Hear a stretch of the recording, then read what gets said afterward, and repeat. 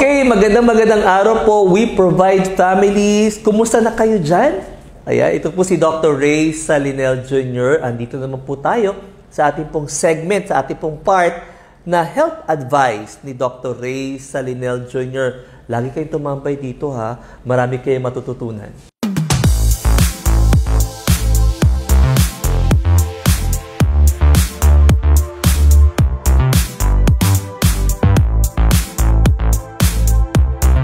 Alam niyo po, ang diabetes po ay isang sakit na kung saan ang malaking problema po ito yung pagtaas po ng blood sugar.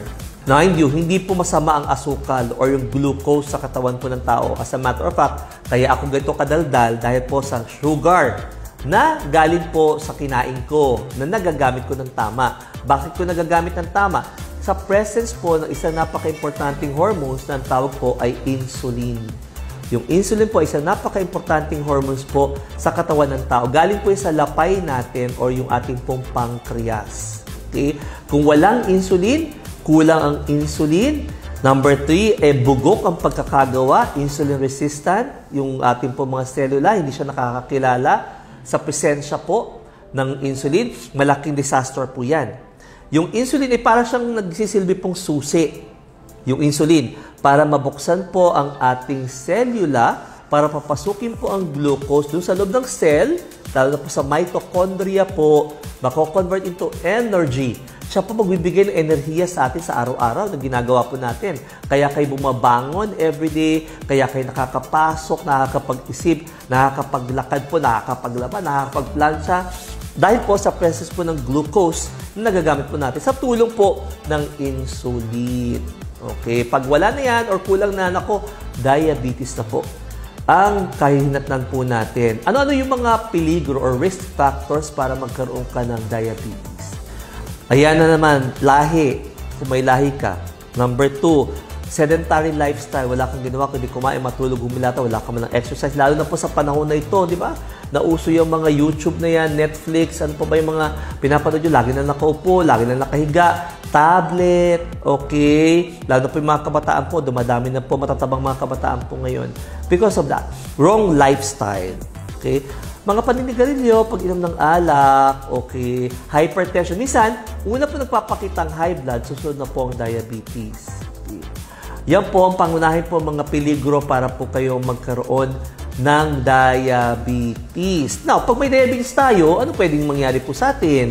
Diba? Pag hindi nyo po nakokontrol ng mabuti ating pong blood sugar, malaking problema po. Meron po tayo tinatawag na acute complications, meron tayo tinatawag na chronic complications. Acute complications, pag sobrang taas po yung blood sugar natin, pwede tayo makomatose. Diba?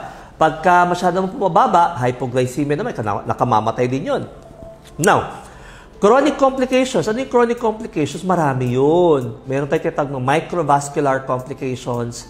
Micro, maliliit ng mga ugat. Meron po tayong macrovascular complication, malalaking ugat naman po.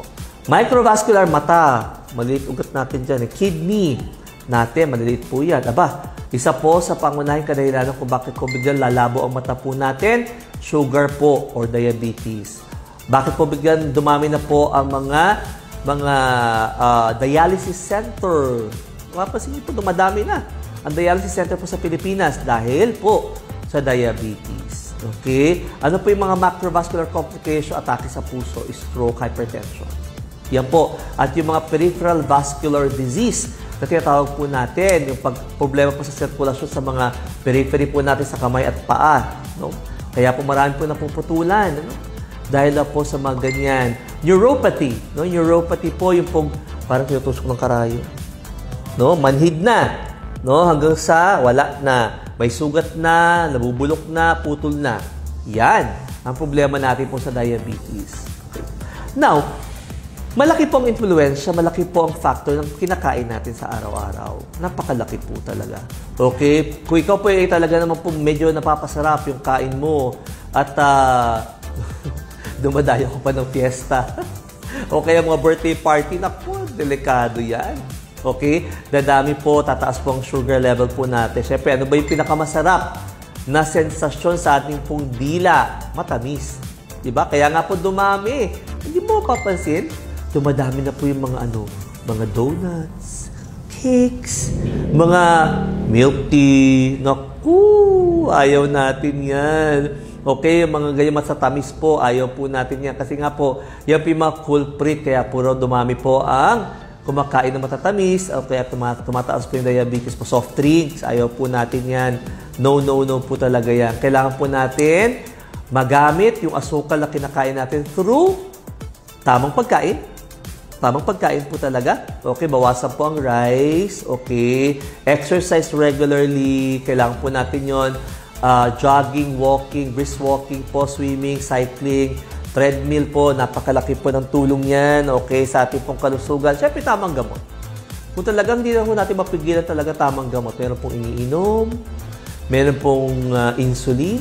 Okay, doktor po ninyo ang nakakaalam doon. Now, when it comes to the management of siguro any particular disease for that matter, whether it's hypertension, di ba, nauna kong pinag-usapan natin kanina, diabetes po, malaki din po may tutulong din po ng mga supplements sa tutulong para po bumaba po yung pong maging sensitize yung insulin receptors natin. Uy, alta-immune yan, marami. Di ba? Alta ultima natin.